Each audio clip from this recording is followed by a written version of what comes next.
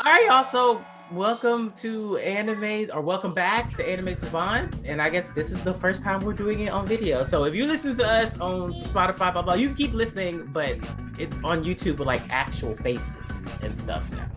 So yeah, and the social media and stuff will be up there, but I'll announce the exact stuff at the end. But this week, let's see, this week I'm Inosuke. Oh Yeah. man. Oh man. Oh man. This week I'm Jolene. Oh, okay. Yeah. Really Yeah. feeling it this week. Yeah.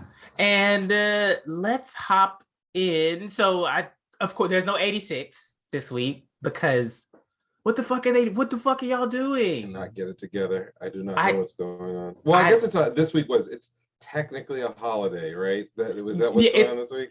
I think so also, but then But why other was it a shows holiday for ran. them? But the other shows are still airing. So what we doing with that? Mm. Um and I did not watch Paladin, so James is gonna talk about Paladin, but I did watch Assassin. Okay.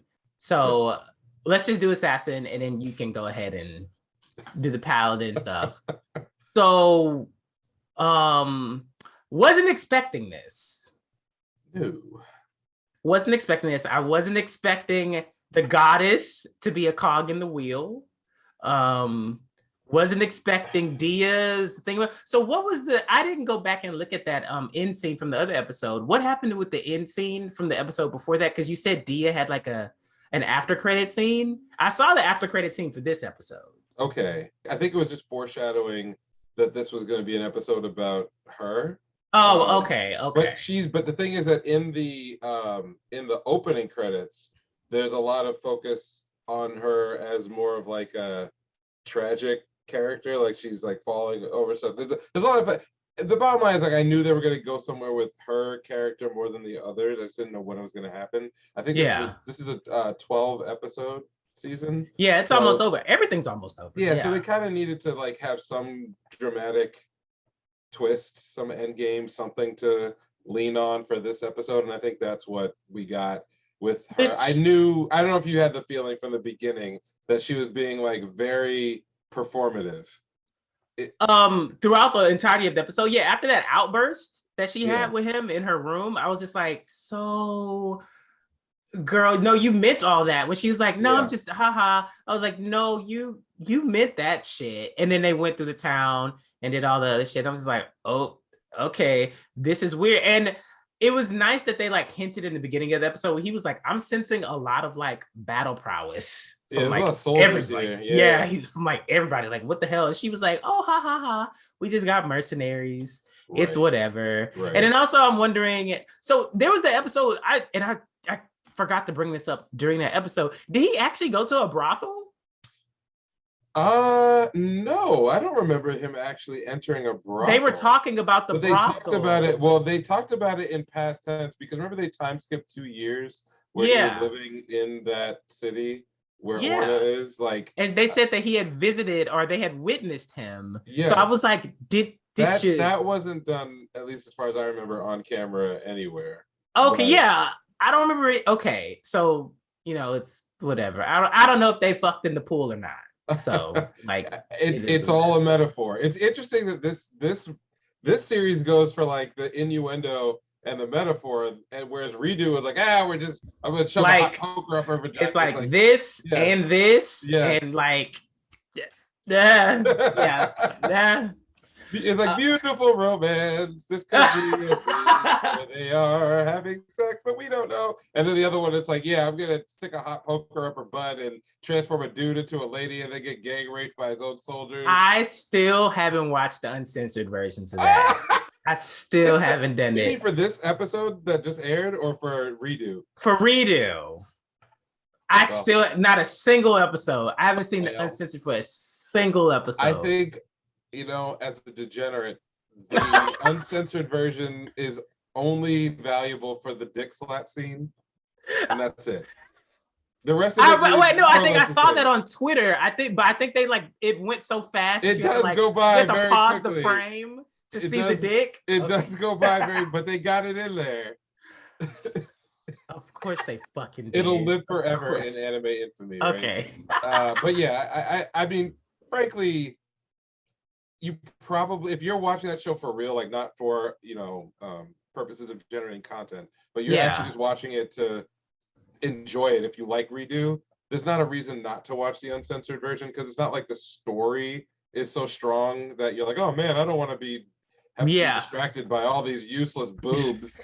It's like, no, you're watching it for when the wolf girl was pining to get fucked, I was just like, I think this is my last episode. There you go. And don't worry, it happens.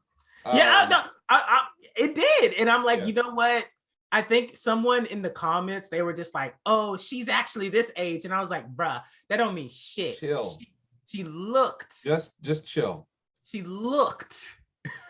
So we don't have that problem here. With this. We do not have that problem. And everything is consensual so far as the main cast goes. So we don't have to sit here and justify anything that's happening. But yeah, as far as the episode is concerned, it was basically all Dia related. I didn't see the end coming though. I didn't see that coming. I got that vibe. I don't say I saw it coming. I don't want to say that, but I got the vibe that they were going to have a post credit or something where she was going to reveal something. Now, did I know that they were going to get she's the target? Yeah. And as well as the fact that she was putting on for, whatever reason we don't know yet. I mean, it sounds like maybe her family are the ones that are the rebels. Maybe. Maybe. I don't know.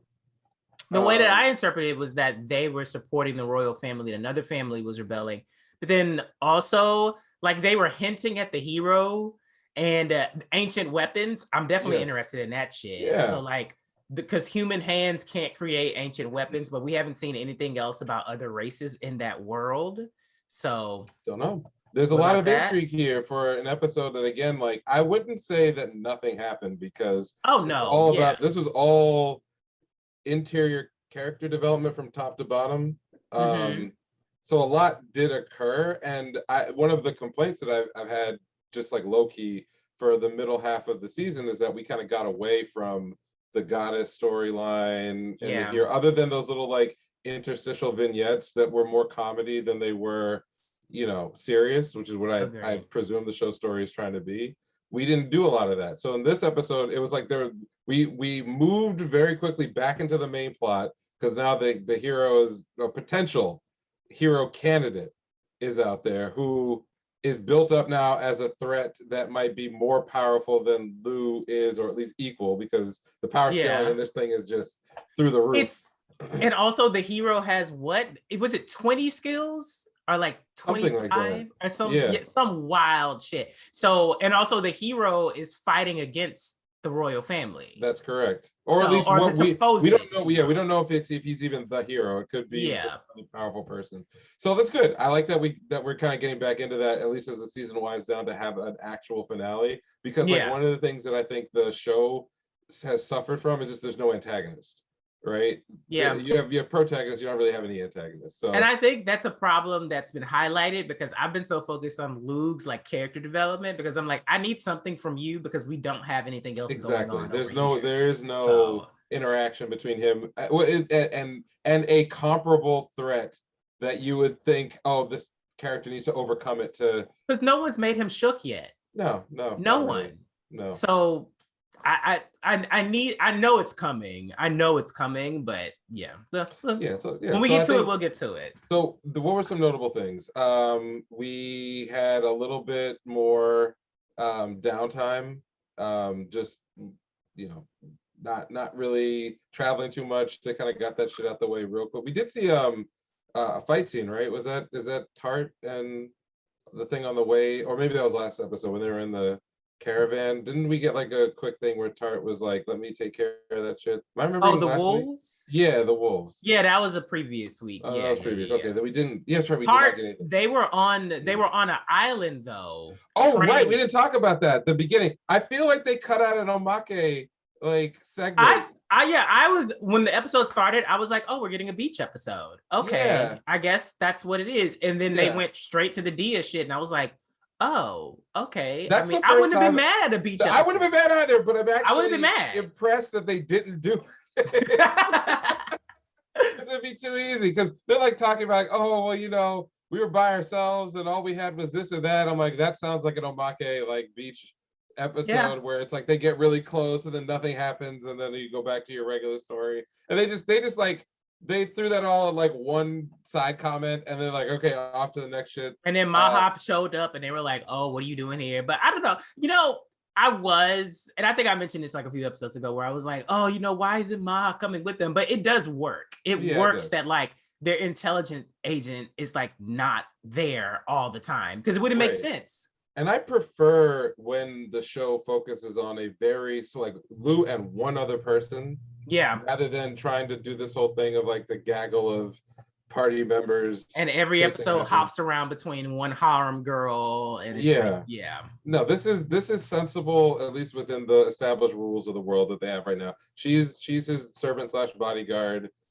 Maha is working in another city, so it's like it ain't that big a deal. Okay, so we get them. So Lou winds up going out to visit Dia. They talk a little bit before about like, how much she values the time they spend together. We get the scene where they break down the political situation in her country. Then she sort of like blows it off and like, I want to go shopping. They do a dress scene where they wind up not choosing either one because it's like, we choose A or B, and then it's like C. And then that was like, which I was confused for a moment because I was like, wait, did she just put a jacket on the pink one? Like, no, and it was totally different.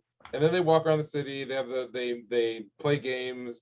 They flirt with each other. They have the scene with a little kid. And they find the mother, which is like, establishing that Lou values his humanity and. And also the magic system, some of those new magics, because I feel like what echo magic or sound. I don't understand how that makes any sense because why would the kid have to? They were just listening for any person just yelling for their child's name. And it could have been a lot of lost motherfuckers in that. Exactly. So I'm gonna leave it there. And then I think if anyone's gonna talk about anything from the episode, it's the bathhouse scene where they basically confess to each other. And then they go on a magical journey under the water, butt-ass naked. Something happened. And then she says, bye, Luke, at the end, and her hair color changes. And the dad is like, you got to go kill your future fiance or the girl that you wanted to be your fiance. That was the most surprising part to me. I thought that he was going to say, you got to go kill her dad. Not her. Right. Yeah. I feel like that would be, I don't say more interesting. This is more interesting because how do you get out of this? But I think we know they're gonna solve it because the first episode had her as part of his team. So I'm assuming, and I'm probably wrong, and if I'm right, then sorry, y'all. But I'm assuming he's gonna, wash her in some form of fashion, and she's more so gonna be his prisoner or his ward, something like that. Yeah.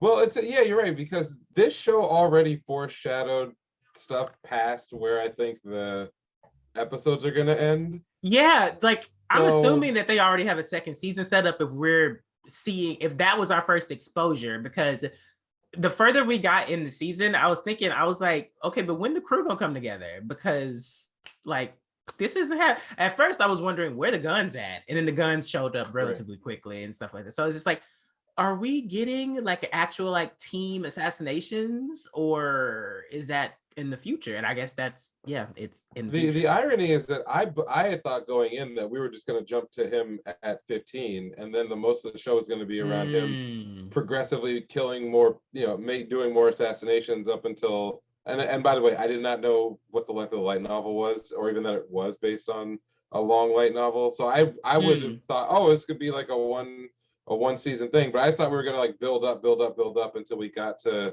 a confrontation with the hero, and so every episode was kind of going to be built around an assassination of some kind. Yeah, which is why I referenced Triage X as a possible inspirational guideline for how the show would be put together. But it is different. I mean, if you think about it, we probably spent about half or more of the show's runtime on just character building stuff. All the people he killed, he killed a lot of people, but there were only 2 assassinations that we actually got, which was episode 1 and then his first official assassination. Everything else was sort of incidental killing. What's that Rick and Morty meme where it's oh, there I go killing again. I'm horrible.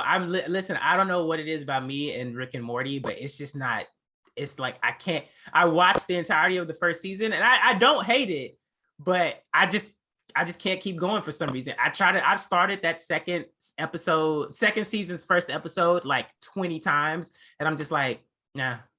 I mean, it's totally up its own ass. So if you are into that kind of thing initially, then it works. And if you aren't, it's annoying. But yeah, so we didn't actually get a lot of assassinations in this season so far. So actually that works for this part because it actually makes it feel very important, whatever he chooses to do, however it happens to turn out. I mean, one thing that is relevant is that in episode 1, when you sort of get Lou, the old man, his backstory, he was very committed to like, always finishing the job, anything to finish the job. But since he's come over to this world, I think it would be fair to imagine that maybe his opinion about his assassinations is different. So it's not one of those cases where, well, if he does assassinate her, then it's the end of everything. Like, it seems like he could either make different choices or have things not turn out, successfully for the mission and still have the story progress in a normal way. Like, he's not going to be banished by his father for not killing this girl. At least we don't know what the stakes really are or who asked this to happen. So I'm curious how they're going to write their way out of it. It's going to be something. It's going to be something. I'm not expecting trauma porn. If you go by redo, it's like, I don't know if those standards work in this story. Well, that's the thing, though. I wouldn't be surprised if it's like because you said that like they had an interview where they said they wrote this for fun. Yeah. So I wouldn't be surprised if they were just like, actually, we're going to do a whole arc of just like redo fuck shit.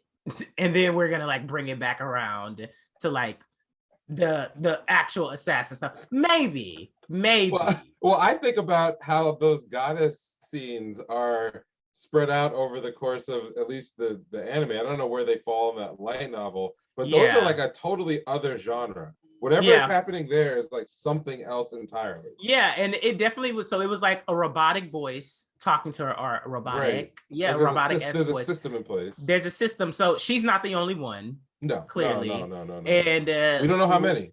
We don't know how many, and also like how many worlds are there? Are these two worlds in particular connected? Is that why she's pulling all the candidates from like Earth compared to this one? So there's so many questions as far as just like the overall general lore that have opened up because of that one scene, which that scene was was the most exciting scene for me in the episode, because I'm just like, oh, they got plans. Like, we got plans. Yeah, it kind of feels like, and I don't know when this was written, so I'm sure if I went and we did some research, we'd find this out, but it also feels like it has a lot of influence from Cautious Hero.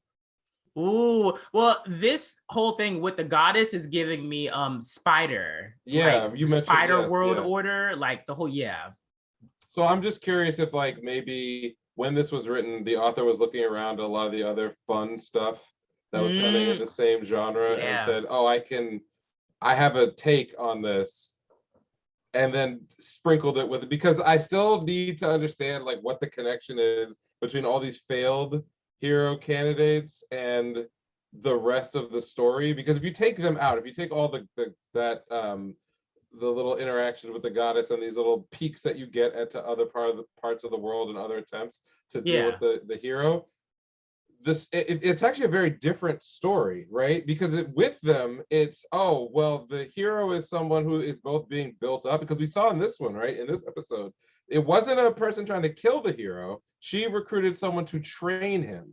Yeah. Right? It was and like so the world's...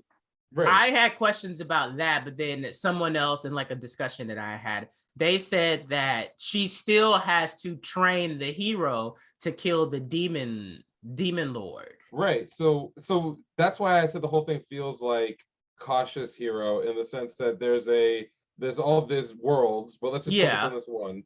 There's a set pattern that they have to go through where a demon lord arises, a hero has to be recruited to defeat them. And then and then if I'm the author, I'm like, well, my twist is once the demon lord is dead in these worlds, the hero then also has to be eliminated so that there's balance. And so that's the structure of the story, is you have light, dark, and then gray, and I'm going to focus on the gray character instead of the hero. And then what if the hero is actually isekai'd also? Right, exactly. Or I think we don't know for a fact if that's true, because everyone gets skills in this world, Yeah. so it's like who knows where they come from. So yeah, so I think like this is gonna sound like a negative, but I mean it's a positive. It feels like a stew of not original ideas, but because the frame of view is neither the the hero or an anti-hero character, it's someone who's sort of in the middle who just kind of has their own interest in living life. That's why I Yeah. think the story is entertaining. That's why I think it feels fresher than in reality it actually is. And then all these other little bits are more like homages to things that may have caught the author's So interest do or you think it's whatever. similar to like Back Arrow in a way where Back Arrow just like took a whole bunch of shit and made it its own? Maybe. I mean, the only problem with that analogy is that if we look at what we've got this season, there really hasn't been a lot of like, I don't want to call it like over the top homages to other things outside of maybe like the goddess stuff. Right? Like I Okay. don't like I couldn't point to, like you mentioned that it really reminded you of Spider, but like if they had a character that was resemblant of some character or a story beat or a visual or some kind of Easter egg to let you know that the show is winking at you and your knowledge of like isekai stories, then totally. Here, there are some tropes that are common, but they're Mhm. kind of twisted in a way to make them work in the story. And I think that they don't come off as like, oh, well, that's just copying Ari Ferretta. Oh, that's just copying Mushoku Tensei, or it's paying Yeah, homage to yeah, either one of them. yeah. It doesn't. I haven't gotten that feeling yet, but that's also because not a lot has actually happened really. We got like 6 episodes that were all backstory for the girls who were in the harem, and not a lot of world exploration. So I don't know where it's going. Yeah. Actually, you're right. A lot of this season was build up, which I'm I No like. problem. No I'm not problem. mad about it because a lot of series literally just throw that shit out the fucking window, or maybe we get like 10 minutes of one episode. Right.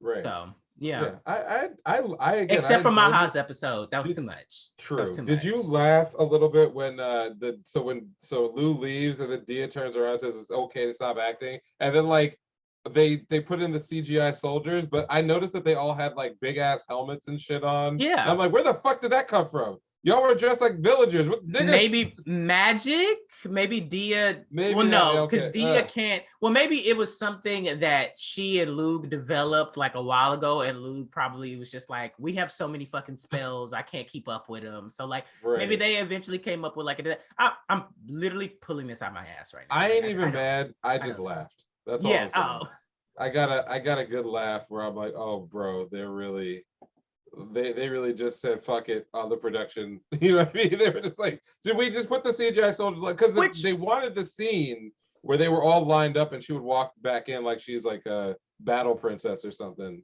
uh-huh. right? That's what they wanted, and then they're like, well, it's gonna come right after he leaves, so they didn't like try to make it make any sense. Like, first of all, where they all come from? Why are they in full armor? I thought they were the people who were outside were dressed up like peasants.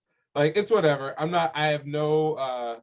I'm not criticizing. I'm not saying it took me out of it. I just laughed a little bit because I'm like, Oh, okay. I get it. Yeah.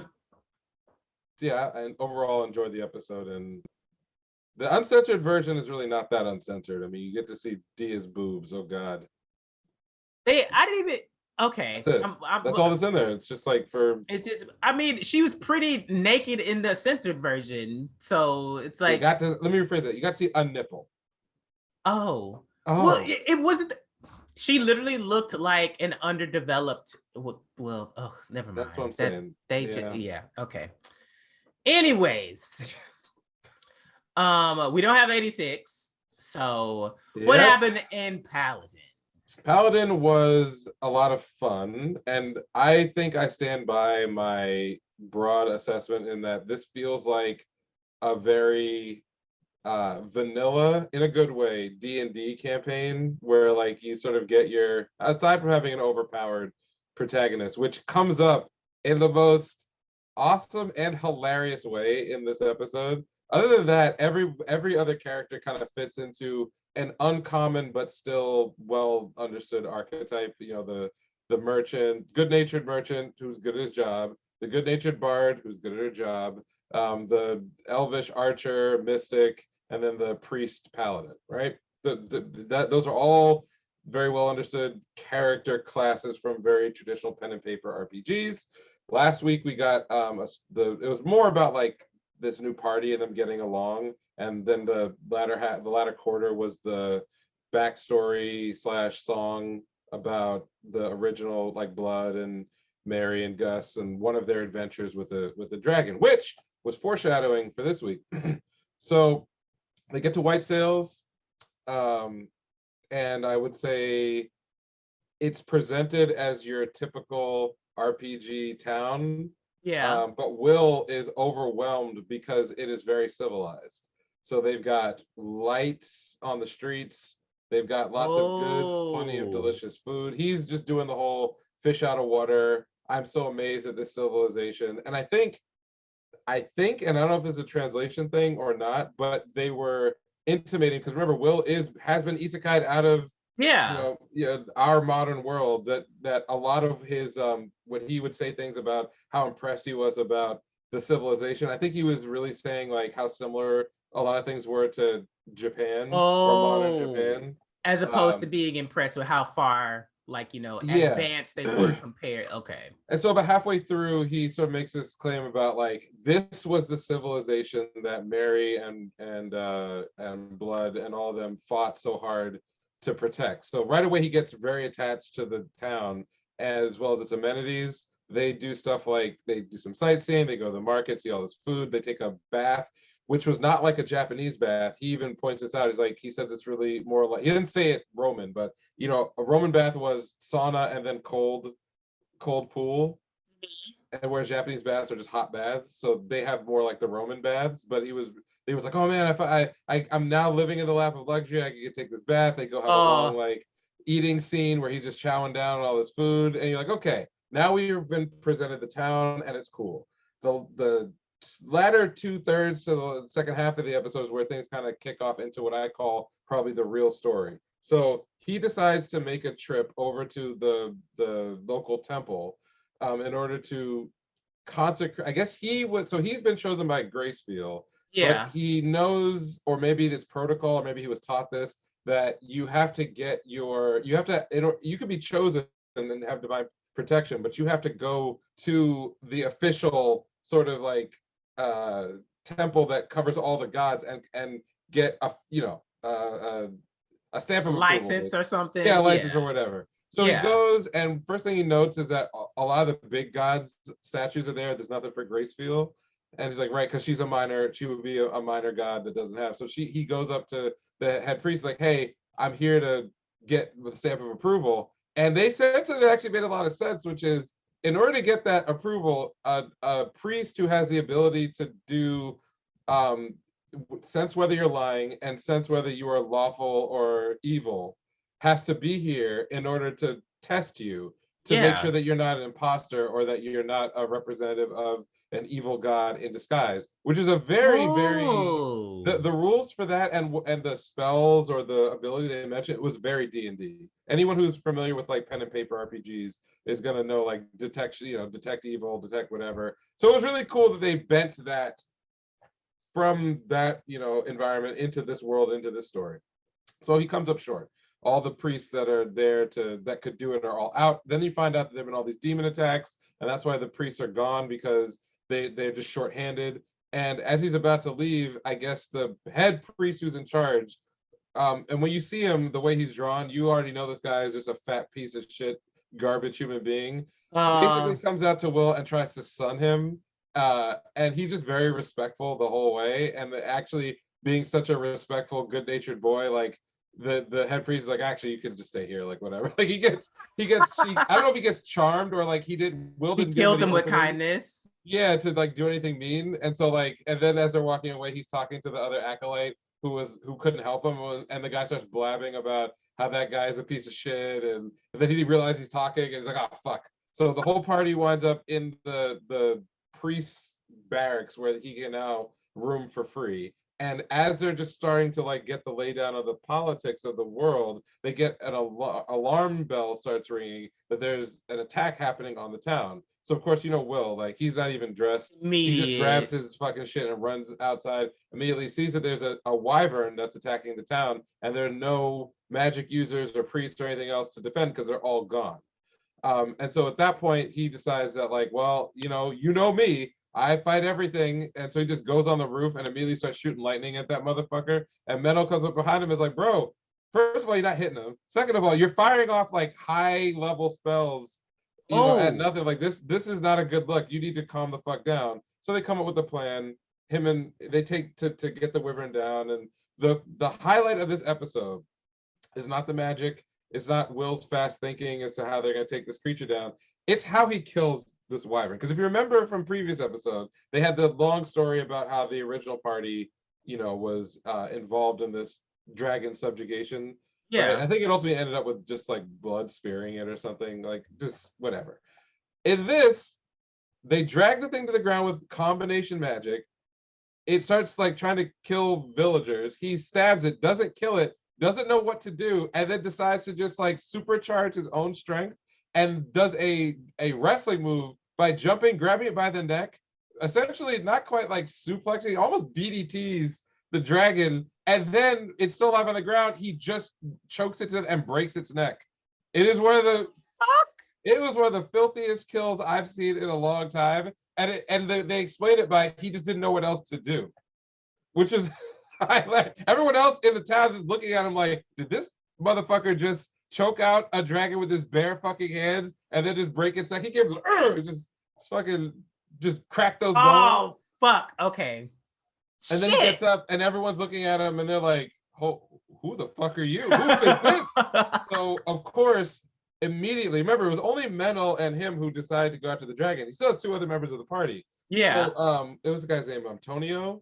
Tony, yeah. Yeah. He immediately goes up and he's like to the crowd, "This is, I'm so happy to be in the same party as the Wyvern Slayer." Oh, like, everyone, show your applause. Laying claim. And then the bar chick runs up and she immediately starts singing off the cuff, freestyles a song. So now he's like famous in the town, and that's when the attention of the prince, yeah, gets him. So all this whole episode, you only see the prince a couple of times. Once was when the dragon first shows up, and he's definitely concerned that there's an attack happening on the village. So that was my first inkling. Like, I don't know if this is a bad guy, because like this isn't orchestrated. This is like he's genuinely like, damn, this is a bad time for this to be happening. He then invites Will and Menel, since they were the ones who killed it, to an audience. And this is where you think you're typically going to get your like, oh, I'm so happy that you're here, and what can I do? Except it kind of goes a little bit left, because the prince points out that not just because Will killed the wyvern, but because his party members immediately made him a celebrity, he is not in a position now where he can afford to look like he isn't gracious to this famous person for saving the town, right? And then specifically, he points out that Will took down the wyvern in a way that minimized the damage and the casualties in the town. So he did an exceptionally good job. But the problem was what Will asked for. He didn't ask for gold.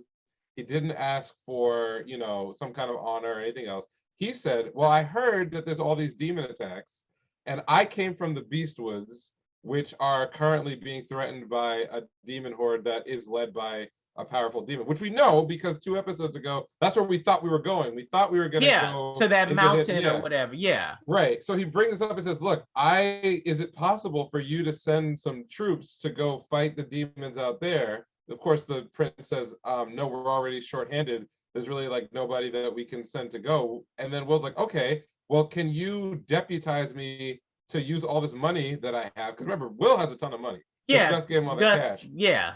He was like, can you deputize me to use my money to go hire adventurers to go and fight the demons myself? To which the guy's like, well, that's a big problem that you asked me that, because obviously he's basically would be greenlighting Will to make his own private army. Oh. And that means, and he can't really say no because Will just saved. Right. So then he's like, the episode ends with him saying to Will, now you're forcing me to consider my other option, which is just killing you. And that's what okay. Wow. Well, I'm still gonna watch it. But damn, that sounded good as fuck. It was good as fuck. Damn. The 1 week, damn. Okay, well, I'm gonna get into that later. But to your point, wow. you brought this up a week or two ago, where you said that it's possible that the prince, this is the political side of things now. Like, he either could be a very good guy because of the way the story about him and his brother, or he could be much more Machiavellian, which I think is more likely. I don't know if necessarily he is a bad guy. I think you even brought this up too. You said that we're going to get to a point where Will has to deal with all the shades of gray that exist in the world. It's not going to be black and white anymore.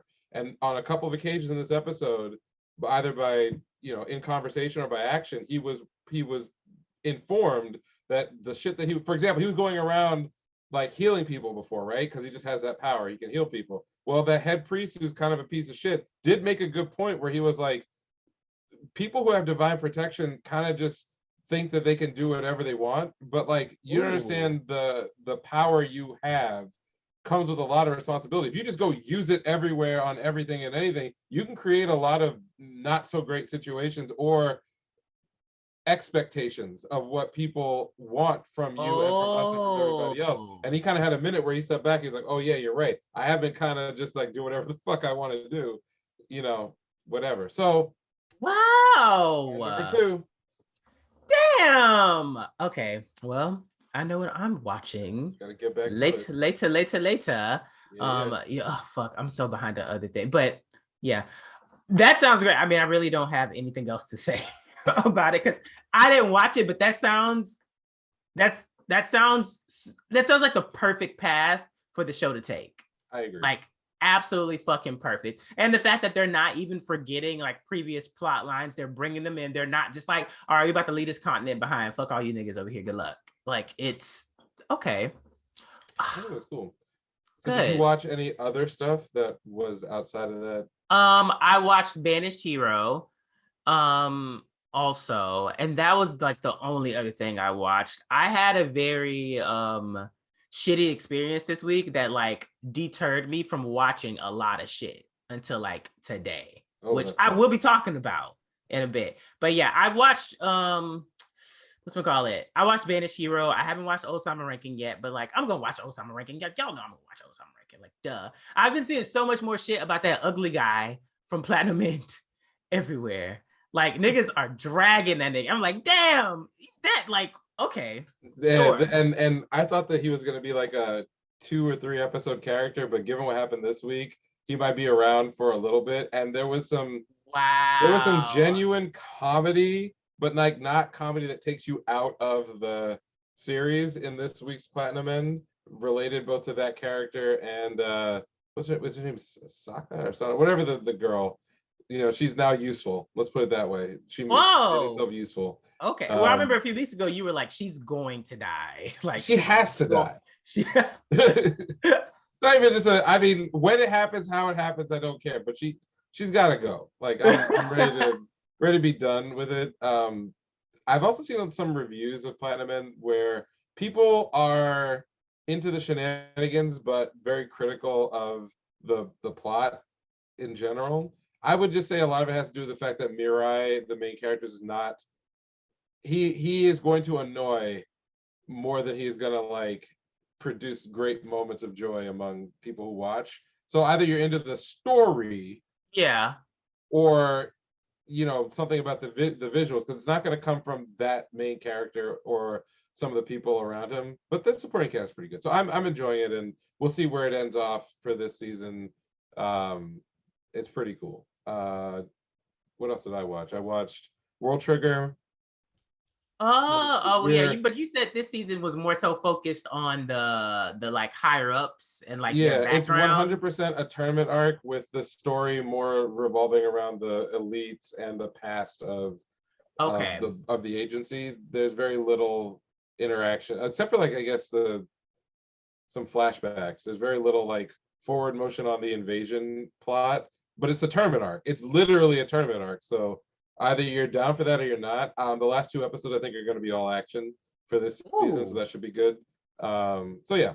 Have they announced more beyond this, like the 4th season, or I don't or know. Is there enough material? Oh, there's plenty of material. Oh, because remember, because if you remember, even though the author took a hiatus, he was, I think where the show is at right now is maybe 60 chapters back or 70 chapters back. So if they could go on break again.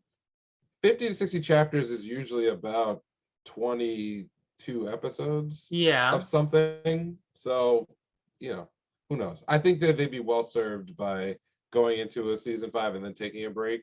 But they could take a break now and it wouldn't hurt too much. What else did I watch? Super Crooks. Oh, the Netflix one. Really good. Really? I've been hearing good things. Speaking of other things that have gotten canceled, I heard that that's doing well. We'll talk about that. But yeah, so yeah, I watched that. I watched most of it. I didn't finish it. I don't know if it's the best Netflix original anime. I'd have to think about like what did they actually pay for and what did they actually just license. Okay. To think about it, because you could argue that like JoJo season 5 would qualify, even though it didn't like come out of nowhere. They already had everything for producing this season 5 was there in place. It was just a question of who's funding it. So I feel like Super Crooks is really more of a from the ground up sort of thing, and I think it's really good. Okay. So yeah, that's pretty much all that I watched this week. Seriously, I did poke in on Muvla for a second just to see. I actually like where the story is right now because they've stopped doing all the Easter egg bullshit and they've gone right into like a original plot or whatever. Yeah, well, I think it was a part of the plot originally, but it's one that gets like shoehorned into a very short amount of time in the whatever the main storyline is. It's this like whole political thing about the nationalists trying to have a coup over the remaining Japanese government while the invasion is happening. And I kind of dig it because ironically it has a lot of relevance to today's politics in Japan.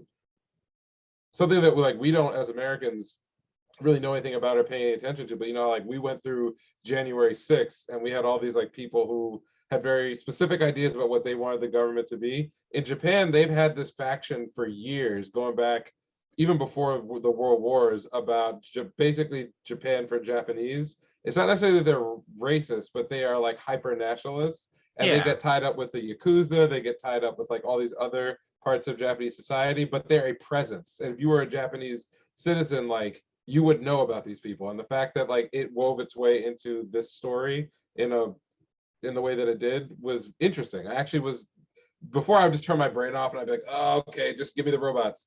But here I was like, actually, I want to know kind of the little backstory they got going on. Fun fact, it's the same sort of story as in Code Geass in the first, if you remember like the first season when Lelouch goes to like the food under Mount Fuji and there's that actually it's the same concept, right? Like so I thought it was cool. Okay, so that's pretty much what we watched this week. I know you had a topic that you wanted to dig in on. There's also some minor news. Which would you like to cover first? We can hit the news and then I can rant. I like it. I like it a lot. So I didn't, and for me, the news was very limited. I know we were getting a 86 spin-off novel, and I have not actually looked at the light novel rankings for the last couple of months, but I would not be shocked if 86 was killing it on those charts, which would explain why we would get another. Because not another. This would be the first, I think, spin-off novel for this franchise. Yeah, so I don't think it doesn't have any other like extra things, appendages. Right. On the alternative media front, we had obviously the Sonic movie is making some people happy, but I noticed that they're doing a new Persona fighting game, which is where my brain is at. So wait, I thought that was just Persona 4. Well, it's not 5. It's just they're porting it. Yeah.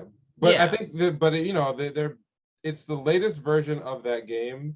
But it's a version that was only on arcades. Okay. Yeah. I mean, I'm surprised people are actually like excited and interested about that, because I think I bought it and I was like, I didn't see anyone talk about it after like a few weeks. I mean, fighting games are already a niche thing, but like Ultimax fans they do go hard. So that it's an audience that is finally getting more of something that is doing well in Japan, like an international audience. Other than that, I didn't really see too much. There were some interesting clip collections that came out. They're like web only stuff with I think there's some KyoAni people who did some things, and other Madhouse. I think one of the creative directors also had a short somewhere, but not a lot of interesting things on my radar. What did you see this week?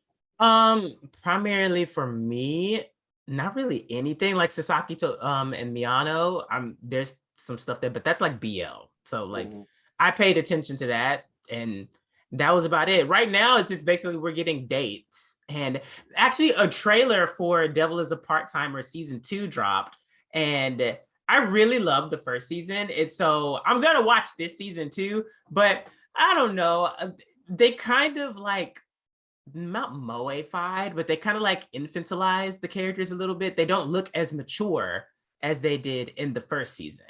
And that's kind of like weird to me. I don't know if they're trying to appeal to, like a younger audience by making them seem that way. But like in the first season, like they were like working adults. Like they looked like tall enough to be like, adults. And this like preview or whatever, they're like PV, it looks like they're all like teens in a sense. And I'm just like, why'd y'all do that? Like, if you could have kept them adult, because there is a teen in as part of the main cast. I was like, there's a teen there, but like now everyone's her size. So it's just like, well, now I'm gonna think, damn, they're all classmates. Like, okay, it's just a random, like, it's not like, oh, I'm not gonna fucking touch this shit. And I also saw something about like the Misfit of Demon King Academy, the voice actor changed because Homeboy was cheating on his wife, and it was a big whole they like still thing care about that stuff in these Asian countries, man. Yeah, I mean, if you'd be surprised, you can lose your job over adultery. Come on. What? And I feel like, don't people like regularly visit the red light districts, and like don't some I've seen something about like some marriages, thanks to Tokyo BTM, I've heard these things that that like there's just an agreement where if they put up the picture of a happy family, as long as they keep that shit up, that you can go to the red light district all you want, nigga. Like, pay the bills. Pretty wild. Live your life. I mean, different strokes, different folks. True. So listen, if that works for you, if you are okay with an open marriage, then like, and it's been communicated. The key thing is communication. Well, that has nothing to do with this shit. What? No, that basically was it for me. I mean, the Ufotable shit happened. What was it, like 30 million, 20 million? I mean, bruh, like, it's taxes. Like, taxes. Like, I don't know what to tell you. Like, all about that. It just because they don't come for you today, don't mean they're not coming tomorrow. Like, it's taxes. Wild. Like the PPP niggas that got caught up. They coming. True. Right. They coming. Yeah. Oh my god. It might not be today, but they coming. Oh man. Like, they coming. Yeah, that's about it. I mean, I didn't watch the first Sonic movie because of the whole thing that happened with the studio, how they basically like used them and abused them, and then like the studio closed on and shit like that. So I was like, damn, like, should I be giving these niggas money for this? Like, I don't. Maybe. But hey, and I also saw something about like Idris Elba trying to like interpret the character of Knuckles. I was like, nigga, it's Knuckles. Like, what are you doing? You didn't do a character study on Knuckles. I mean, if you ask the crazy people on Twitter, that's a requirement. Now, how you do it, I have an opinion on that. But oh my god. All right, well, let me knock my rant out. Let me get my chopsticks. What's going on? Let me get this shit out. I'm tired of you niggas. I'm tired of you miserable ass niggas. And so what happened was, and this is with me, it's personal. So I've been experimenting with TikTok content. As you guys have seen, we posted like the one video with Joe, and I've also been doing it with like my Kuroshore alias kind of thing, and just like randomly like picking stuff up off of the videos that are recorded and like reorganizing it and like posting it on TikTok. And so TikTok is huge. Like, billions of people are on it. I'm like billion, like definitely like multi-hundred millions people. They're on it. And so I was expecting to just get like, you know, a little bit of like engagement and then like go from there, build a community, boom, boom, bam, whatever. No, now I have 2 videos that are, one video is over 600,000 views, the other one's over 500,000 views. And you would think like, oh, fuck yeah, like good shit. No, actually, it sent me on a fucking spiral because there are a lot of fucking miserable people out there. And it's one thing to deal with like negativity, like, you know, as it rolls in. If it's like, oh, you know, like one, like, let's for instance, if I post a YouTube video and it has like 30, 40 comments or whatever, you know, like 1 or 2% of those comments are going to be rude or mean or whatever. It's like, whatever, bitch, like it's whatever. But when you have 500,000 views and like 300 plus comments coming in, and you got niggas like actively just like attacking you for no reason. It's one thing if it was just like one random comment and I was like, all right, well, let me read your ass real quick and then move on. But it wasn't that. It was, damn, like, it's a lot of you niggas that are being like really fucking mean. And how can y'all? I ain't nobody. I'm not paying your bills. I'm not fucking you. I'm not fucking your mama. I'm not fucking your daddy. I'm in my house. I'm doing my thing. So this makes me like bring it over to like one of the things that I noticed, which was I saw a lot of like people trying to be mean through being ageist, and that doesn't work in the anime community. And I would like to. I feel like it's bad that I have to break that down for you, but like if you're being ageist, let's say you are 18 and you are into anime, and you know that's great, but you should also know that like without us, without the old niggas, you wouldn't be having it right now. And that's just the fucking truth. Because are you spending your like Burger King, McDonald's paycheck shit on like anime? No, you niggas are watching that shit for free somewhere online. And there's like that's the fucking truth. You got other shit. You got to look fly. You got to buy kicks. You got to whatever. Go to the concerts. That's completely understandable. But like being ageist about it, it just doesn't make any sense. And I'm not saying like, oh, you should be grateful, blah, blah, blah. I'm just saying that like, you know, like fandoms vary. Like fandoms have multivariate. Like you wouldn't come after like a kid in the Sentai community for like being into Sentai, basically being like, you don't understand this shit. You're too young, blah, blah, blah. Which actually some sick motherfuckers do shit like that, which doesn't make any sense. But like gatekeeping, it's just like another form of gatekeeping. And I feel like we've already discussed this in multiple episodes before, where it's just like gatekeeping only it's a negative thing. It only like detriments the entirety of everything. So with that, can't nobody comment on my TikToks no more. Can't nobody comment. I set the TikToks to comments on approval. And I don't look at the approvals. So like you niggas are just saying shit and I'm not seeing it anymore. It's not like take in that negativity. But it also comes back to content creation, where it's just like I remember, or I actually see this regularly, where like people say, oh, you know, I need to take a break, like this is crazy, da da da da. And for the longest time I never really understood it. I was just like, oh damn, something fucked up must have happened, or like, oh, you know, something really got internalized. But sometimes you can't help what fucking gets internalized. Like you can't, like you may have like, you know, defense mechanisms, or you may have like a certain level of maturity to where you're just like, you know what, that's on them. This is not my problem, et cetera, et cetera. But sometimes that shit fucks you up. And so that's the main reason why I wasn't watching a lot of stuff this week, because paranoia hit me. And I was like, well, damn, if I post more shit, am I about to get like flamed and things like that, which was not the case at all. But it just, I don't know, like communities suck. But I would just like to highlight that, like, just please don't be part of the community that sucks. Because like if you add on to that shit, you know that like shit could spiral out of it could spiral, or it could snowball into a way where like we don't get shit anymore. Because like if you push people out of the hobby or out of the, you know, the fandom, then in the future when shit's not getting made and niggas like we ain't got money because people aren't responding to shit anymore. Well, yeah, people don't respond to that shit no more because everyone's so fucking toxic. So when you, I don't know, think of your own futures. Think of your own futures. And I know that's not a lot of people. I know it's not a lot of y'all. And I look at the infographics for a lot of the people who like listen to the podcast and things like that. A lot of y'all aren't in that age range. I get that, but that I just had to get it out. Like it just like people fucking suck, but also like I'm not in tuned with like Gen Z like that. And so I didn't know that them little niggas was on TikTok like that. And I didn't know that they were that miserable. Because once again, the profiles who were talking shit were the ones that had no picture of themselves whatsoever. All the other comments were evil, blah, blah, blah, blah. And the very last thing is my feelings were affected, but they weren't hurt. Niggas, I know I have a Vegeta hairline. Thank you. I know. That's why I be bald half the time.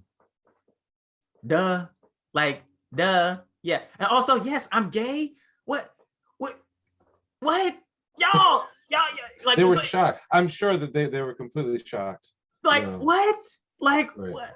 Okay, but yeah. Anyways. Can I ask a question? Because I didn't Yeah. see a lot of the comments, and so obviously their quality is Because I chopped it at first.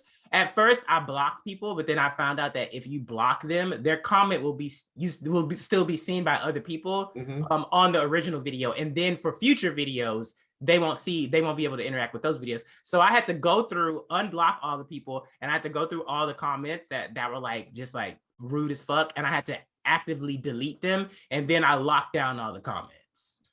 Yeah, no, and hey, that's first of all, that's terrible. But the other side is that we're hopefully soon we'll have some guests, especially one guest in particular who has a lot of experience on TikTok. And what I'm curious about as far as like the individual comments or the frame of a lot of the bad ones is how much of that do you think comes from not yet having like a really built-in community, so that the only people who are reacting right now because something blew up are just the knuckleheads, the ones who are just on the very extreme. Because I don't know anything about community building on TikTok, if it's that much different than say like I won't say like a Twitter, but maybe like YouTube, where it seems a lot more. You're not going to get a lot of like random comments on YouTube, even if a video blows up. Which I feel like YouTube's algorithm is better because like they're recommending stuff that those people actively like watch or like that are in the same vein. I feel like TikTok, they're just like, this video is getting a lot of shit, throw it out there. Just they're like throw it out there. I don't think it's on anyone's FY for you page or whatever, where it's like, you know, if you randomly scroll through TikTok, it'll show up. I hope not, because I don't want no like random niggas coming through and basically being like, well, look at this anime nigga. It's just like, please, just like, I don't know, like keep your misery to yourself, go to therapy, like what the fuck. But I think that TikTok, and I saw someone breaking down the other day, like TikTok is good for exposure. So you get a lot of exposure. YouTube is really good for community building. Instagram is really good for, you know, collaborations. And I think LinkedIn was good for networking, which, I mean, in content creation, I'm not really sure how LinkedIn works because I don't have a content creation LinkedIn. I have like just like resume LinkedIn. And yeah, and that made the most sense based off of like my experience and what I've like experimented with doing. And that's exactly what happened on TikTok. Those people, I've seen people have like they're in the comment threads, and certain TikTok creators, they don't respond to anything. And other ones, they're all up in the comments. But I don't know if it really builds a sense of like community because there's just so much. There's so much going on. There's so many people in the comments. You can't possibly read everything. While on the other side with YouTube, you know, if you're not like one of those huge YouTubers and you have like a smaller community, it's much more like not insular, but it's easier to build like a closer knit and authentic community through YouTube.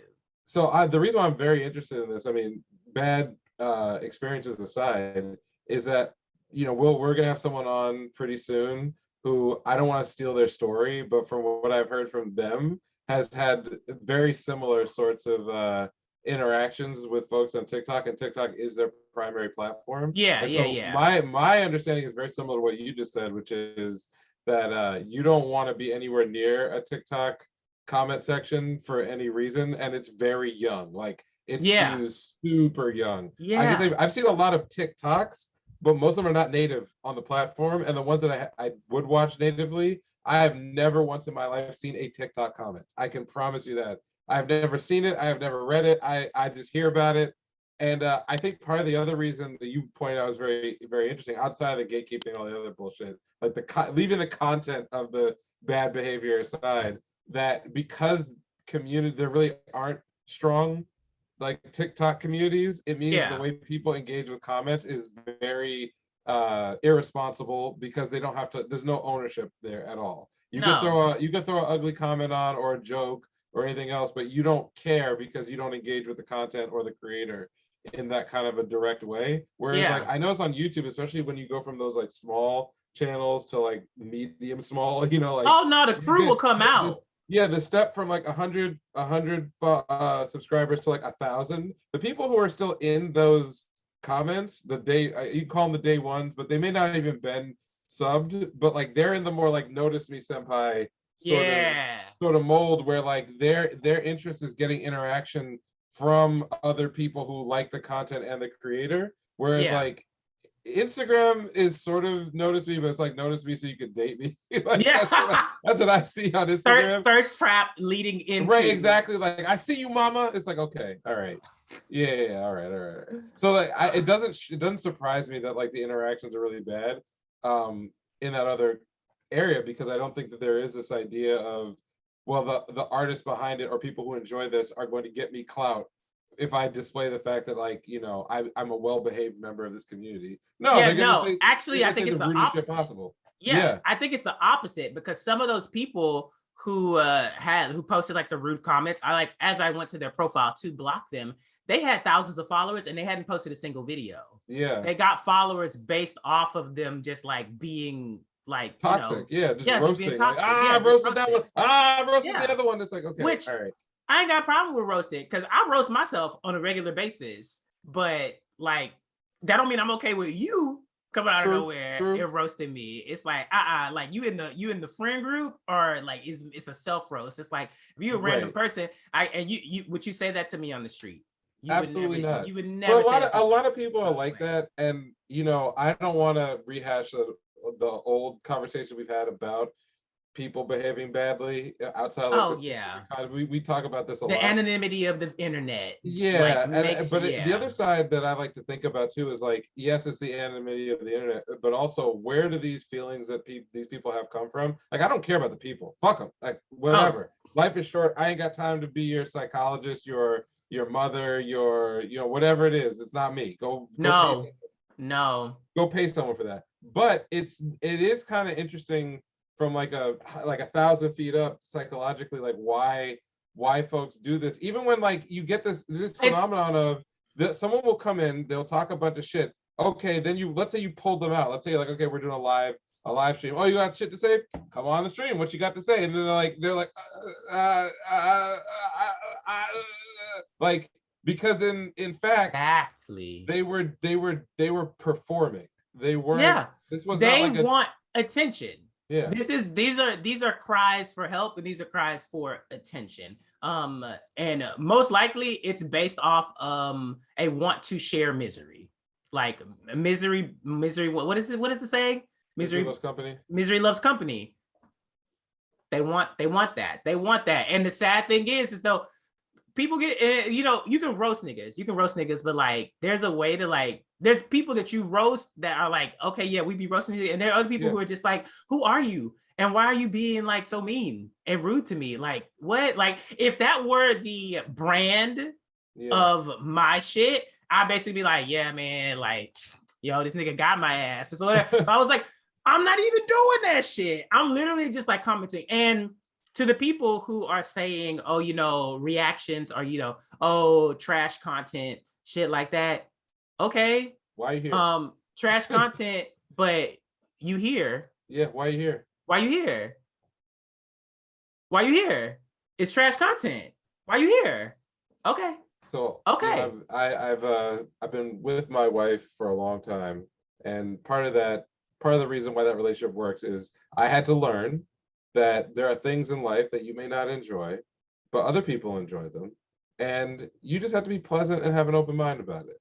It's not a war. Or you can leave it alone. It's not about enforcing your taste on someone else or making sure that they know every opinion that you have about the things that they enjoy, right? You can either be present or not be present. And I think being pleasant to one another is like a baseline. But the other side of it is like, if and Jordan and I, for the audience, when we talk about stuff, we come at it in a lot of ways from different perspectives. And there's things that he enjoys that I do not.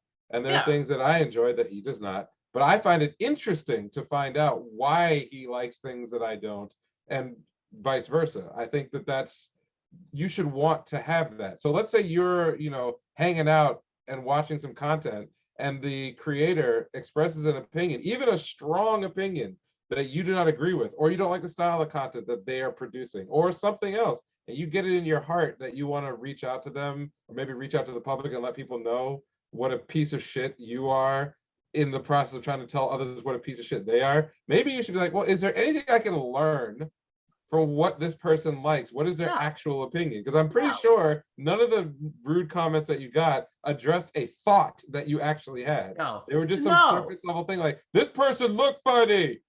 It's funny. It's like, no, bro. It's a lot of people whose frontal lobe is not finished developing yet. Like Yeah. they get those responses in school or whatever, and then you get some older people, which ironically, it's like the older people, like in the comments, they were fucking with it, and I'm like, but that's who it's for, though. Like, Yeah. like the millennials love fucking anime. Like, yeah, like I'm not gonna tell niggas my age. I'm pretty sure I've mentioned it on here before, but like whatever, like 30s, like.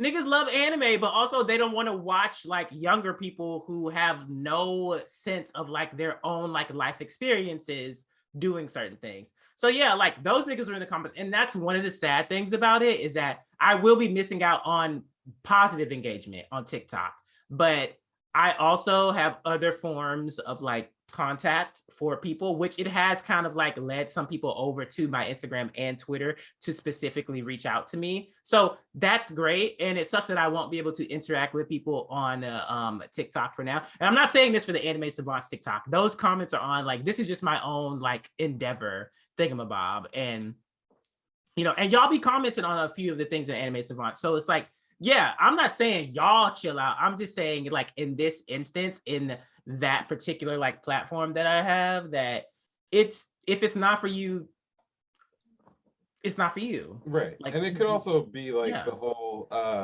throwing a country music act on a hip hop concert, right? Like it's the wrong audience in every way, the wrong demo, the wrong, Yeah. the wrong everything else. So for anyone else who has like that experience where you want to present on the internet, but you are, not treated well, or you have a bad experience, the other thing is you can do as much to shape your audience as you can to ask people to behave better or just not interact with them. Like, we shouldn't be afraid of pushback, but we shouldn't necessarily invite it into our home. Like, Exactly. yeah, there's no need for all of that. One of the best like pieces of advice that I got, because at one point I was literally just like, all right, well, I'm just not gonna do TikToks anymore for like my channel. So I'm gonna shut that shit down. And I had to have a lot of friends come up to me and basically be like, nigga, no. They're like, you're getting all these responses because people enjoy it. So Right. like, why would you shoot yourself in the foot just because like, like a few people are saying some like stupid shit? Like, they're miserable, let them be miserable, just like block their access to make you miserable in turn, but keep doing your shit. And I'm just like, oh wow, it takes a while for things to like soak in. So that's the main reason why I wasn't like filming or recording any shows, because I had to process those feelings. And it be what it be. The internet literally is still the fucking wild, wild west. Like, right. I don't know if one day, I mean, your personal FBI agent knows that you're being an asshole. I know they do. And so maybe if they feel a way, they're going to do something. But at this moment, like, I don't really have the umph to basically be like, all right, I'm gonna write all you niggas' names down. We about to find IP addresses. We about to find addresses. Right. We about to find schools. We about to find all that. Like, we about to get into some shit because you had the nerve to come on my, like, I could be that way, but then also I can get my ass in trouble. So I'm like, I ain't gonna do that shit. Like, just stay, yeah. Just that, y'all. But it's also true that a big part of this is if someone sees somebody else happy and they're not happy, they try to make them unhappy. Misery. So the answer should rarely be, I'm going to make myself unhappy because other people are unhappy. Yeah. That's No. just not good. And we, No. as a people, as people are fans of anime, fans of anything, Yeah. just I think call those larger. assholes out and continue being happy. Yes. And I guess I want to circle back around to like the community building. Like, I think that's the difference between these other platforms and TikTok. You can curate the community that you want to build, especially on a place like Twitch. Like, Twitch is one of the best community building platforms, because you can respond in that moment. You can literally say, hey, mod, you see that shit? Get that shit out of here. It's an immediate example for everyone else that is there that it's just like, nah, we're not fucking with this shit here. You can go to Hassan's channel, you can wild out, and eventually he will, like, type your name in and basically be like, oh, you are racist. Get the fuck out of here. Like, yeah, you can go do that because you want the attention. That's what you're doing it for. But I think Twitch is much better at that, where it's just like the immediate like consequences or curation of your community. And then, other stuff, it's just like, it just depends on the platform. So I'm definitely very much so interested in talking to him about this, because I'm not going to say his name. Well, you guys will know who it is when he's here, but Right. I would like to talk about that afterwards, like after we do what we actually are going to record the episode about, because the tangents can't happen because it's too much to cover. It's too much. In that vein, I don't have as much of a rant, but it is part of the news, but I wanted to shift to the end. So as most people know, this week we got the announcement that Cowboy Bebop was canceled by Netflix. I don't think anybody was particularly shocked by that, though. This might be an interesting case where, and we'll find out probably a long time from now, that a show got canceled not necessarily because of watch time, but because of all the negative feedback on the show once it launched.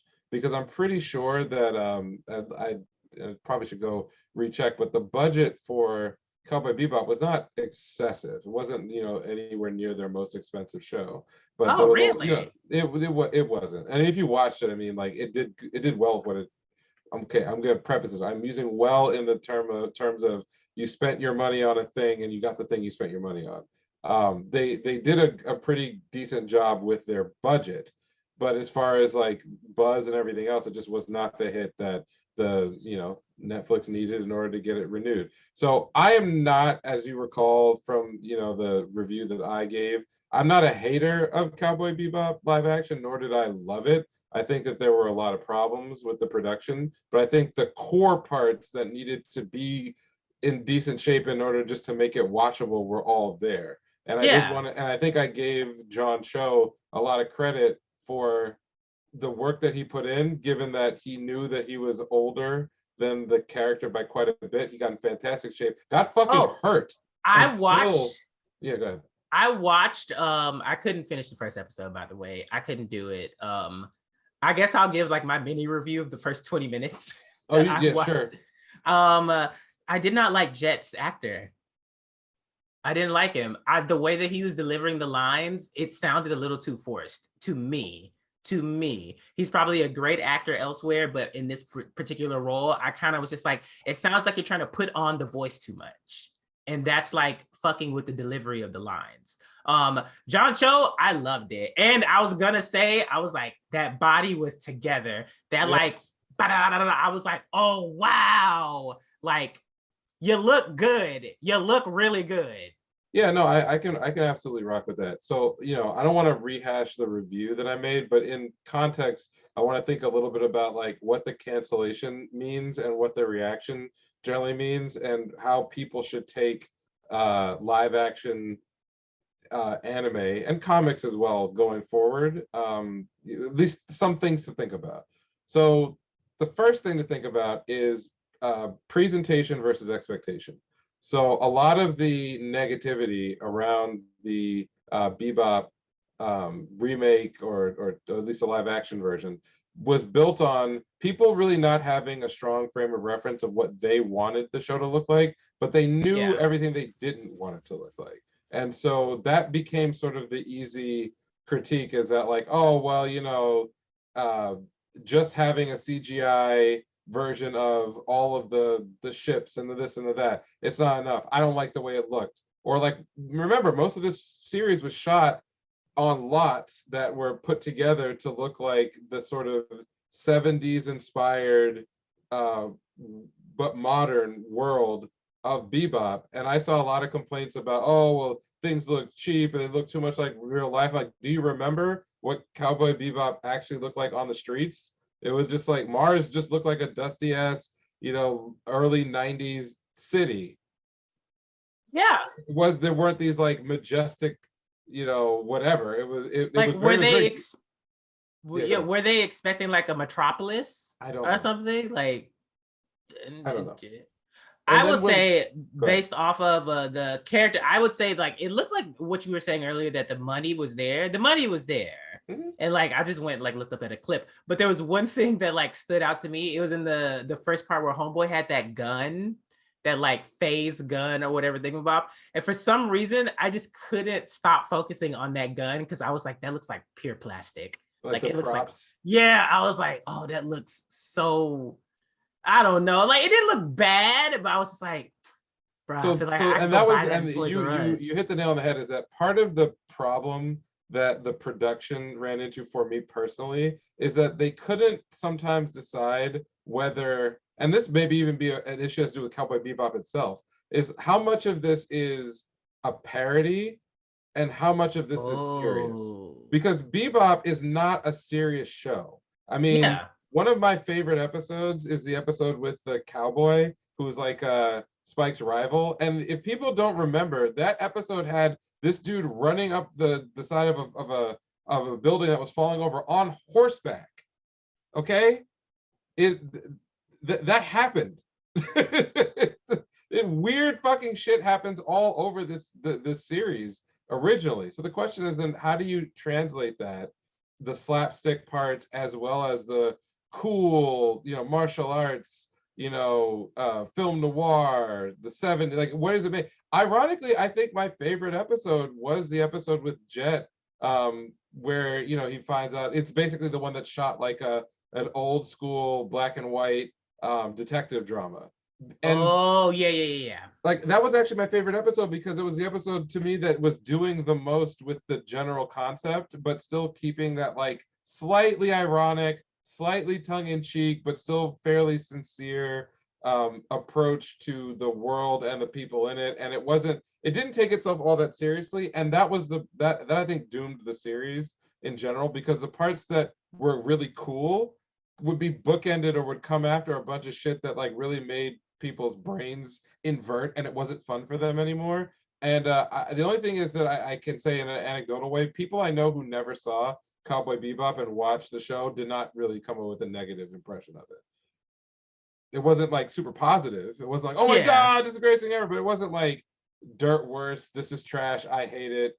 Even though there were a lot of problems up and down, writing, production, everything else. So that point number one, the production. Point number two, storytelling was not great. But point number three, I think the reaction was overblown, and I also think that there are people in the community who Wanted to see it fail no matter what. yeah, not only do they want to see it fail, but they also overestimate the degree to which Cowboy Bebop is popular and considered good. No.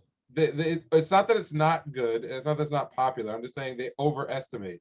Because as you pointed out in some of your interactions on TikTok and other places, there's a whole generation of anime fans out there who have never seen a single cell of Yeah. animation of Cowboy Bebop and don't care and Don't won't don't care, no. right? They're literally only consuming this. And Right, yeah. exactly. And when they see it and they're told that it's bad, they don't know what to look for to either validate that or invalidate it. That's to say, like when I watched it, I felt like a lot of the charming parts of the the aesthetic of Cowboy Bebop actually were in the live action show.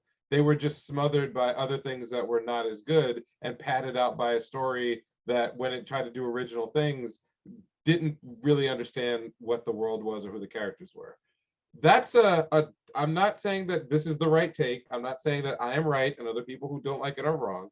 I'm just saying like that observation is nuanced, okay? Yeah. at the end of the day, you can come down wherever you want on it. But most people who don't give a fuck about this series, didn't grow up with it, and don't care, they're not going to spend any amount of time thinking about what they enjoy. They're going to feel bad about it, and then they're going to go online. They're going to find the first person who has other negative things to say, and they're going to latch right onto that. I think that's whack. I think it's whack. I wish more people would have given it a little more of a chance, but hey, that it is what it is. It's gone. Goodbye. We can move on to the next abomination that they're going to make. Hive mind. Right. Yeah. I mean, well, what next up is One Piece. I think One pray Piece is for their souls. I'm no matter what, I'm gonna watch this. Do you know the saddest part about it too? I feel like all the people involved in that One Piece adaptation are sincerely going to try their best. No, they are. I really like the casting. They are going, and I'm really excited about the casting. So do I, and they care in all the ways you want, you know, people about to care. They care, and it's not. They're gonna get roasted and toasted. If this I don't think they deserve to get roasted and toasted unless it's their performance that doesn't add up to it. But then also, bro, they're gonna. I feel like CGI Chopper in like the final episode, right? Chopper's gonna make or break this shit. I'm sorry. Be an abomination. Chopper's gonna make or break this shit. Whatever Chopper looks like, that's it. Like Netflix, please. And it can't just be one form. He has multiple forms. Y'all gotta break the bank. Chopper is gonna be nightmare fuel. They're gonna be gifts everywhere of like, because we've already seen what attempts look like already. It's not gonna be good. There are moments where Chopper is meant to be like nightmare-ish, especially when they do like his background shit. So like, okay, yeah, sure, he's supposed to scare people in those senses, but like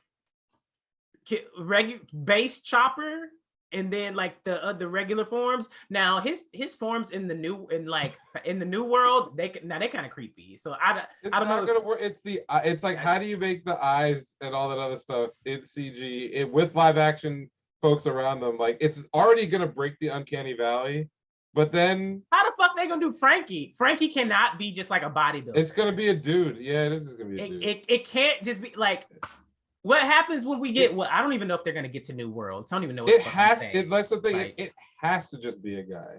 That's the whole issue. Is like the core cast. Yeah, they're kind of like weird looking people, but you know they're dressed funny, and maybe there's some body horror happening with Luffy, and you figure out how to make that not make people. Yeah, that I mean, well, I've seen as soon people. As you get out of that YouTube people have done that already, like done the CG effects for like Luffy, things like that. I mean, I hope that they bring on the guy who did. You were the one that told me about this. The UA, UALA. Right. Yeah. Because he's worked on something recently. Oh, has he? He has. Yeah, he got hired. Yeah, he got hired for something. I think it was like a blockbuster movie, not just like Netflix. Okay, yeah, I should probably definitely look into that then. Yeah, I remember. I'm pretty positive I'm right on that, and if I'm wrong, then I will let people know I'm wrong. But yeah, he got hired, so I'm like, bring that nigga in because he clearly likes anime and also has I would say experience with like making things that are not normally in our like fantasy-esque things. That have to be mixed with CG and like action. I feel like he would have the experience to like help Netflix, jump that hurdle or fine tune it in a way that's believable for the fandom, because the fandom are gonna make him break this. I can tell you right now, the regular Netflix person doesn't give a fuck about One Piece. No, they're not gonna pay it. They're gonna see that description and be like, no, thanks. I don't want to go on like another tangent, so I'll try to keep this like as narrowly tailored as possible. I think that much like the MCU and Marvel, directors and producers have to understand that when you want to go mass market live action stuff, you only have two ways to go. It's super vanilla or extremely weird. Okay. Yeah. There is no middle ground. Okay. Super vanilla. It's your Captain America movie, right? The first Captain America movie. It is the most vanilla. Didn't even watch it. I would Never actually watched it. advise. I don't like the MCU, but I thoroughly enjoyed what they did with the first half of the first Captain America movie because it is Really? trying. They set up. This would be a whole other thing. They set up a Yeah. story. They set up a story where Captain America is jaded and out of sort of he doesn't agree with the war propaganda, and so in the first half of the movie you think the whole movie is going to be about this sort of much more cynical heroic take on Captain America. They figure out by the end it just needs to be him punching Red Skull in the face and then things blowing up. But like in that first half, there's a lot of really interesting ideas that get explored that work through the basics of movie making. It's not about like the superhero shit, and it's good. I would say it's genuinely good.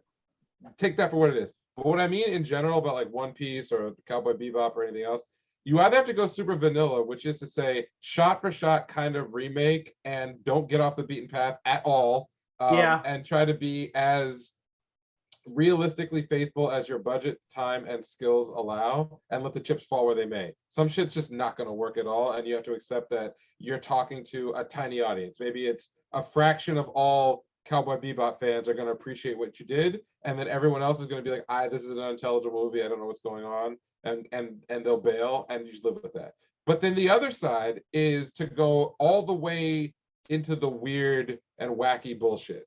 And so that's what Guardians of the Galaxy is in the MCU.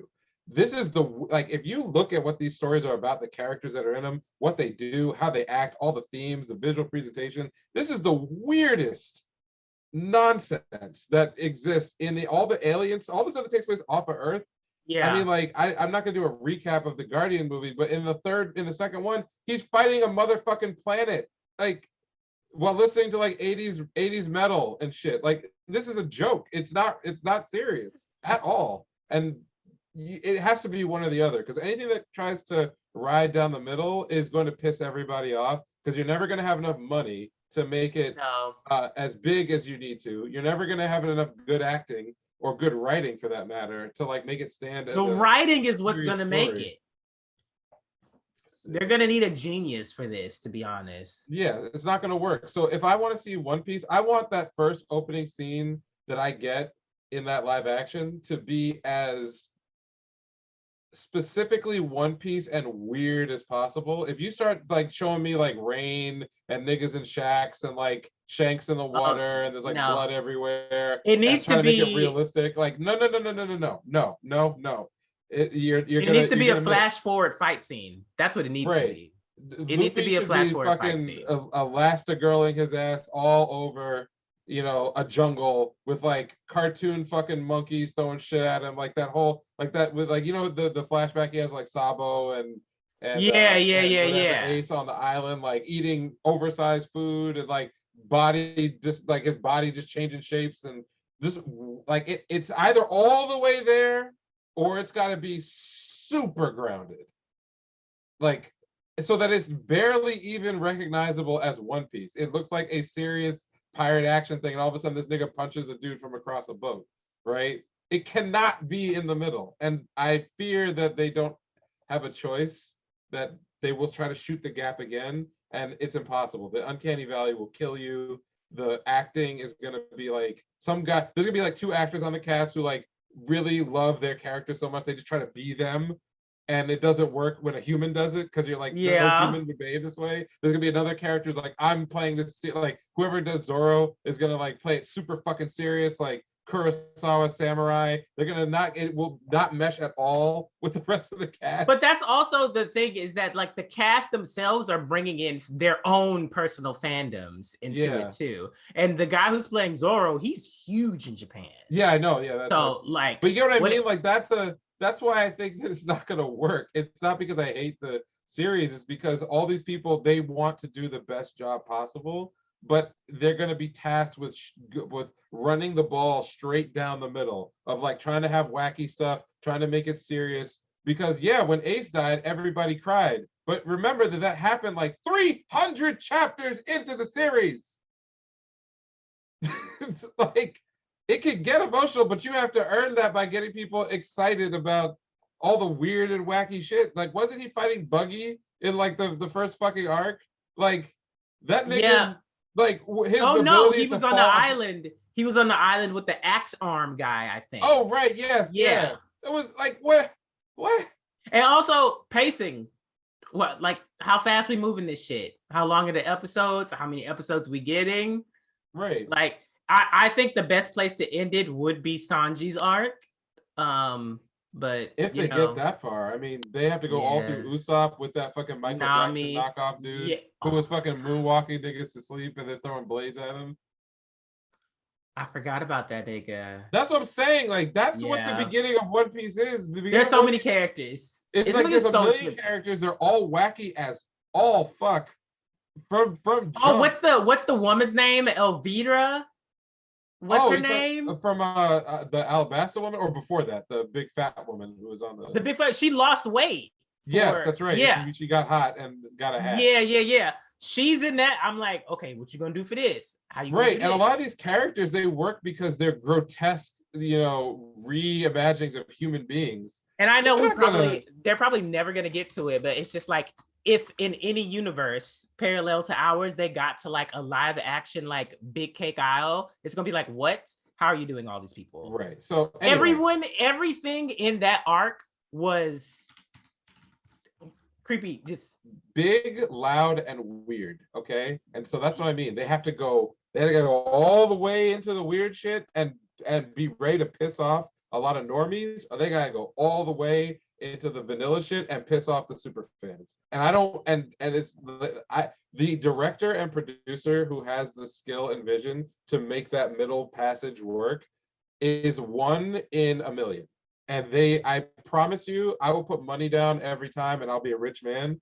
They did not find that one here. They did not find that one Cowboy Bebop. They are not going to find that one in the next 5 to 10 productions. They will find that person. They will find their, Watiti's or, Guillermo del Toro, like the people who have enough of an artistic vision that is so freaking strong that they can wrangle a weird fucking concept into something people just generally want to see, right? Yeah. They'll find those people eventually, but on any individual show or production, my bet is they have not found that person. And so for whatever. But also, do they even care to find that person for this property? I think that when I'm talking about I just mean I'm just talking about the universe will reveal that person to us. As far as the production studios go, they have much different interests that have a lot more to do with, can this person run a schedule? Can they be good stewards of the money that they're giving them, and do they have a track record? Right? That's what they care about. I'm just saying the universe will one day reveal to us the director or the producer who has the chops to really take an anime product that is very anime, because you don't get more fucking anime than One Piece. You just don't. But that person will be revealed. It's not going to be on this project, and that's why I feel bad that those poor actors, all these people involved, they are fans. They want to do such a good job, and it's not their fault that it's going to not be good. So just whatever that anger you have right now towards Cowboy Bebop, just dump on it because it's never coming back. Okay, just shit all over it. And then hold fire for One Piece because it doesn't deserve it. Hold fire for it. It doesn't deserve it because they're trying too hard to do a good job. But anyway, that's all I gotta say. I'm not spinning this on anything else. One Piece is next. Cowboy Bebop is dead. Long live. And no more Death Note ever again. Don't you even fucking think about it, Netflix. That's right. Don't you fucking think about it. You sick motherfuckers. I can't believe they did another one. I can't believe it. Now, maybe Platinum in, because they have the Sentai suits, right? They do. I don't want to see that. I'm just saying now. I don't want to see it. You don't want to see? Okay. So that's it. That's all I got today. Okay. Same here. That's it. All right. So first video episode thingamabob. So yeah, if you made it this far on the actual podcast, you can, it's on YouTube. You can see like facial things and whatever, and whatever else I add, waveforms and here and there and all kind of shit like that. Yeah. So if you haven't already, make sure you like and subscribe.